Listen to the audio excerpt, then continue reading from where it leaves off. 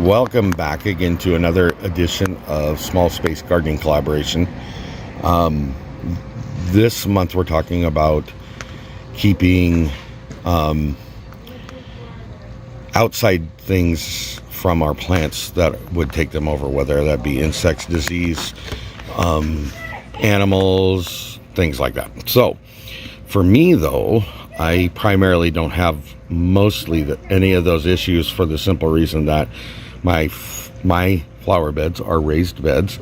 They're 4 feet by 8 feet wide and long and 1 foot tall, but they sit on top of stands that are 3.5 feet tall. So mine are 4 feet off the ground, so I don't have to deal with most of that in the beds. Now in the pots, those are about 2.5 to 3 feet off the ground, and those are 2.5 to 3 feet off the ground, so I don't have to worry so much with that, and the kids tend to stay away from them. So this month I'm concentrating a lot of mine on the organization and planning because that has changed, and there's a reason that has changed. So let me turn you around and show you why that has changed. I was gifted all these tomato start plants, and you can see it in the other one as well there. Okay, this bed was supposed to be something entirely different, but now it's become a tomato bed, which is fine. And then I'll walk you over here. Half of this bed, so from that pink line down the middle over halfway on that side, one side is Roma tomatoes, one side is beefsteak tomatoes, and then this is all the smaller ones. So these are all that survived out of what I was donated, and these are pear tomatoes and cherry tomatoes. Okay, so in looking at the rest of what I got, I was able to get planted finally these items. So is another bed that's 4 by 8, but I was able to get marigolds, 1 row of those.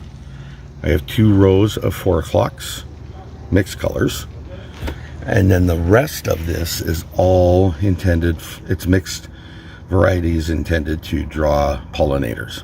Okay, and those are all in here. Those are now planted. Okay, so then in my other area, which is where my plants are that are not seed done, these are starts, that's the word I'm looking for. So I'll turn you around. So here I have cucumber, burpless hybrid, sweet basil, which I'm trying to figure out why that's happening, because it's discoloring, but it is still healthy and it's growing more. This is giant Marconi sweet peppers. That's doing wonderful. This is my first Brussels sprout. This is an icebox watermelon. This is Greek oregano, and I actually finally got planted mint. So that's a good thing. When I was talking about insects, the only issue I've been having has been with this plant right here, and I'm not quite sure what's doing that. I'm gonna talk to somebody about that. So anyways, so as you go through and you see all those things, there's different variations, different things that we grow here, but I think that's what I'm sticking with, and I got a couple more items I want to throw in, but I gotta find them first. So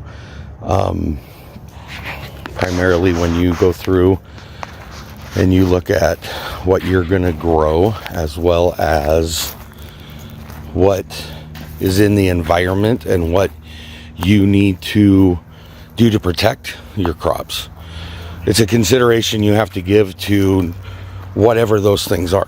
Now, like I said, mainly my problem is kids and animals, dogs, cats, whatever. But sometimes it's other things. I just happen to be lucky it's not. So I did want to show you one thing that we have. Okay, what I did want to show you is something we thought we lost.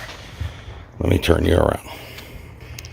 This is our blackberry and raspberry bushes, and they are growing rampant. They are loving their environment. So that was wonderful. We thought we lost them all. Got new ones growing out, starting to flower a little.